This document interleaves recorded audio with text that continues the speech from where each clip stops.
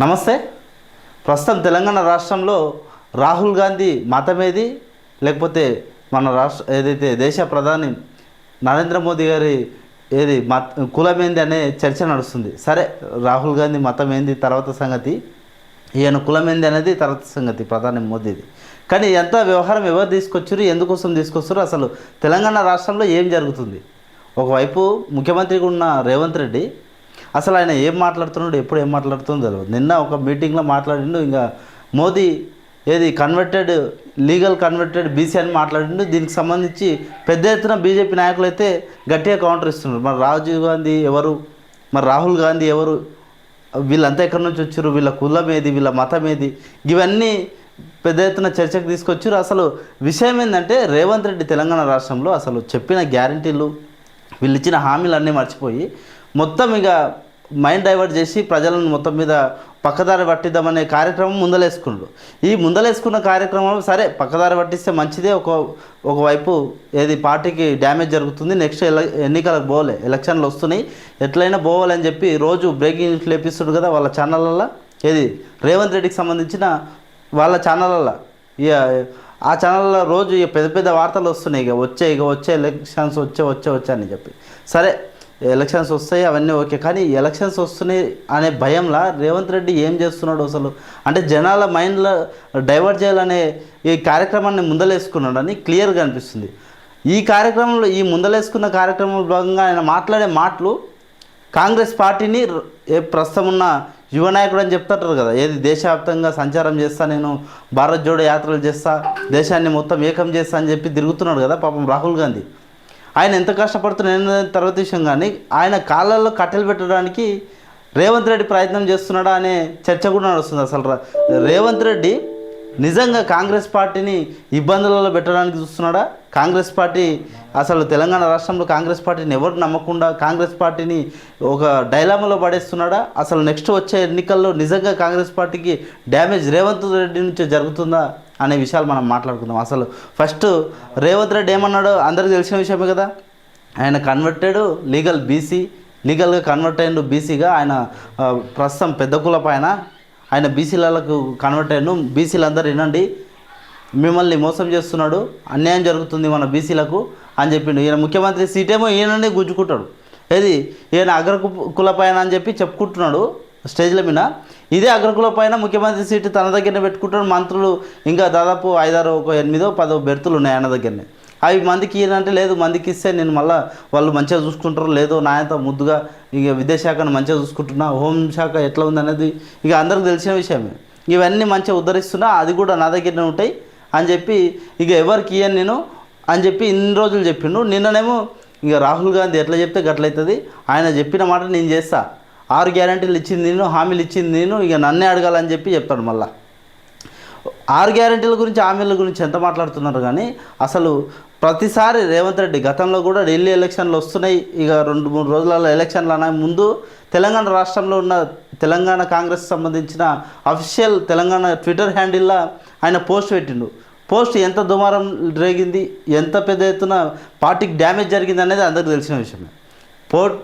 Post ఎంత వెటకారంగా పెట్టినా కూడా మీకు ఫామ్ హౌస్ పాలన కావాలన్నా లేకపోతే ప్రజల వద్దకు పాలన కావాలా అని చెప్పి ఎంత వెటకారంగా పోస్ట్ పెట్టినా కూడా తెలంగాణ రాష్ట్ర ప్రజలు దాదాపు 70% కేసీఆర్కి మద్దతు ఇచ్చారు.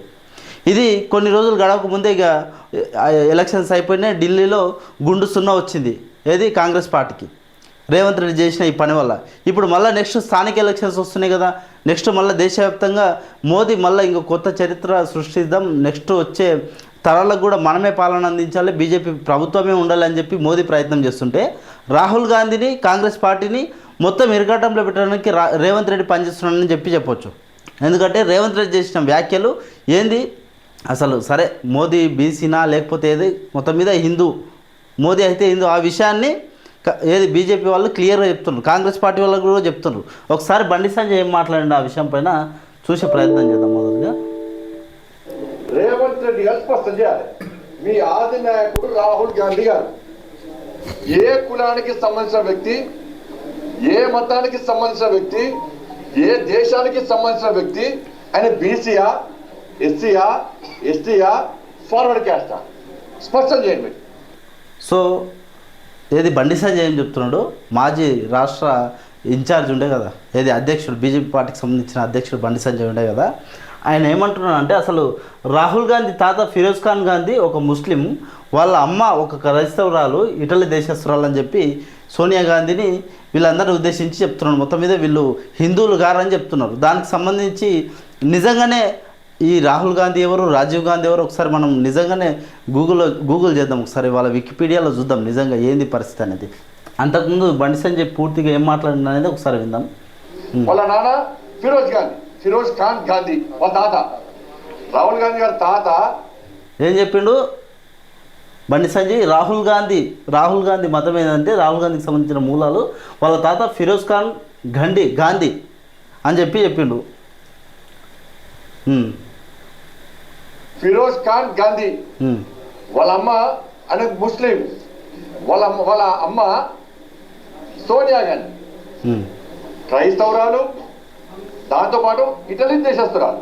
ఎట్లా క్రైస్తవురాలు సోనియా గాంధీ అంటే ఒకసారి సోనియా గాంధీ ఎవరు అనేది కూడా ఒకసారి మనం గూగుల్ చేద్దాం. ఏది సోనియా గాంధీ ఎవరు, సోనియా గాంధీ కథ ఏంది అనేది కూడా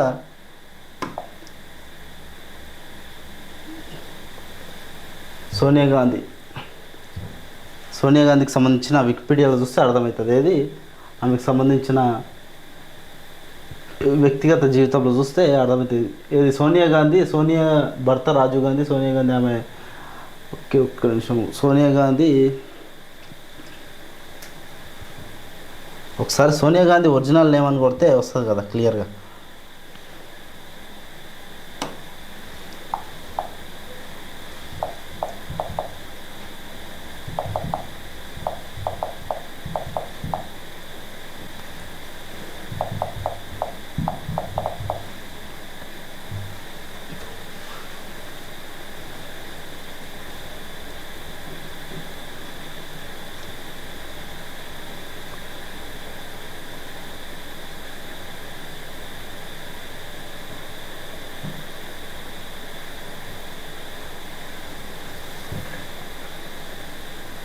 ఇగో సోనియా గాంధీ ఒరిజినల్ నేము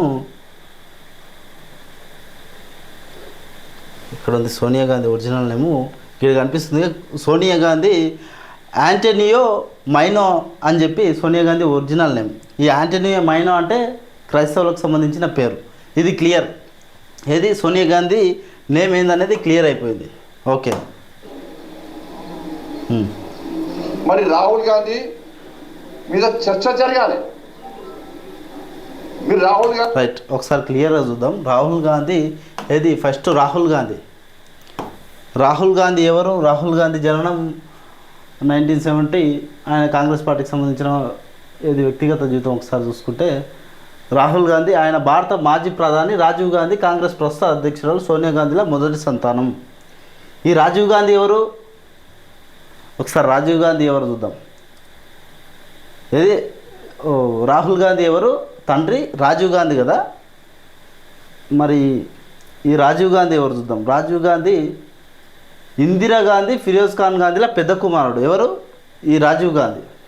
ఈ ఫిరోజ్ ఖాన్ ఎవరు? ఫిరోజ్ ఖాన్ గాంధీ ఫిరోజ్ ఖాన్ జహంగీర్ గండి భారతీయ స్వతంత్ర సమరయోధుడు, రాజకీయవేత్త, పాత్రికేయుడు.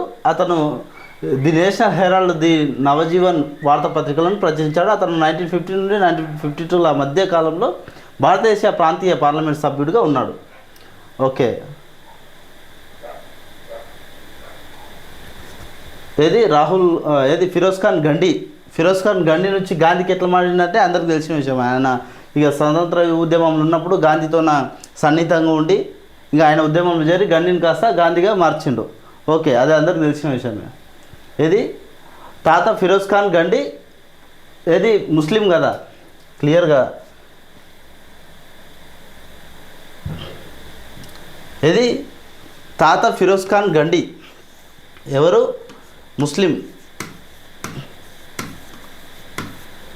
ముస్లిం కదా. ఈ ముస్లిం ఏది వీళ్ళ తాత ముస్లిం అయినప్పుడు తండ్రి కూడా ముస్లిమే. తండ్రి ముస్లిం అయినప్పుడు కొడుకు రాహుల్ గాంధీ కూడా ఏది ముస్లిం మతస్థుడే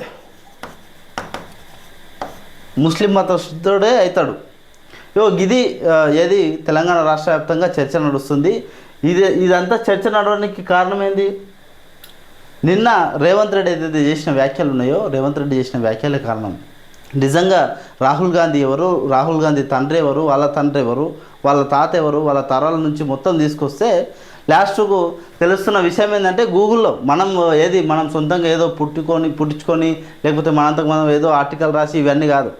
గూగుల్లో వికీపీడియాలో చూస్తే, గూగుల్లో వాళ్ళ మొత్తం బయోడేటా చూస్తే, గూగుల్ అంటే ఒకవేళ గూగుల్ తప్పైంది అనుకో, రేవంత్ రెడ్డి తప్పు అవుతాడు, ఇంకా వ్యవస్థనే మొత్తం తప్పు అనుకోవాలి. ఒకవేళ నిజంగానే ఈ గూగుల్ కూడా తప్పు చెప్తే. దీనికి మరి రాహుల్ గాంధీ అంటే రేవంత్ రెడ్డి ఏం చేసిందంటే, రాహుల్ గాంధీ దీనికి సమాధానం చెప్తాడా, లేకపోతే రాహుల్ గాంధీ మళ్ళీ దేశంలో ఉన్న హిందువులను ఓట్లాడిగే హక్కు లేదు, ఇవన్నీ ఏది బీజేపీ పార్టీ వాళ్ళు ఉన్నారు కదా, బీజేపీ పార్టీ వాళ్ళకి ఇవన్నీ విమర్శలు కానీ ఇవన్నీ మాటలు ఇవన్నీ కామెంట్స్ ఏది రాహుల్ గాంధీ మీద చేయడానికి రేవంత్ రెడ్డి ఒక అవకాశం కల్పిస్తున్నాడు ఏది బీజేపీ పార్టీకి. సో ఇట్లా తెలంగాణ రాష్ట్రంలో నడుస్తుంది లొల్లి. ఇక ఈరోజు వేటి న్యూస్లో కూడా వచ్చింది, కాంగ్రెస్ అగ్రనేత రాహుల్ గాంధీ ముస్లిం అని కేంద్ర మంత్రి బండి సంజయ్ సంచలన వ్యాఖ్యలు చేశారు. రాహుల్కు కులం మతం జాతి లేదు, రాహుల్ తల్లి సోనియా గాంధీ క్రిస్టియన్, ఆయన తాత ఫిరోజ్ ఖాన్ గాంధీ రాజీవ్ గాంధీ తండ్రి ముస్లిం, అయితే రాహుల్ కూడా ముస్లిం అవుతారు. దీనిపై కాంగ్రెస్ నేతలు సమాధానం చెప్పాలి. లాహూల్ జిహాదీ మత మార్పులకు వ్యతిరేకంగా మహారాష్ట్రలో తెలంగాణలోని చట్టం తీసుకురావాలని చెప్పి బండి సంజయ్ చెప్తున్నాడు. సో మిస్టర్ రేవంత్ రెడ్డి గారు ఏం చెప్తారు దీనిపైన, ఏంది కథ అనేది చూడాలి. మరి ఏం చెప్తారు దీనిపైన, పెద్ద దుమారమే లేపింది ఇది వ్యవస్థ మొత్తము. ఏంది పరిస్థితి మరి రేవంత్ రెడ్డి సమాధానం చెప్తారా, లేకపోతే రాహుల్ గాంధీ సమాధానం చెప్తారా, కాంగ్రెస్ పార్టీకి సంబంధించిన వాళ్ళు సమాధానం చెప్తారా? ఒకవైపు తెలంగాణ రాష్ట్రంలో హోంమంత్రి లేడు, ఒక లా అండ్ ఆర్డర్ లేదు, ఏది పట్టపగలు అందరూ చూస్తుండగానే నడి రోడ్డు మీద ఒకసారి చూడండి ఇది వీడియో, ఏది ఉమేష్ అనే వ్యక్తిని దారుణంగా హత్య చేస్తున్నారు దుండగులు. వీటిపైన ఒక రివ్యూ లేదు. అసలు నా రాష్ట్రంలో హోంమంత్రి లేడు, నా రాష్ట్రం ఎటుపోతుంది, నేనేం చెప్పిన తెలంగాణ రాష్ట్ర ప్రజలకు ఎటుపోతుంది ఈరోజు తెలంగాణ రాష్ట్రము, నా కొడంగల్ జనాలకు నేను 26 తారీఖు వస్తాయి ఇక రైతు బంధు అని చెప్పింది, ఏది నేనే చెప్పిన.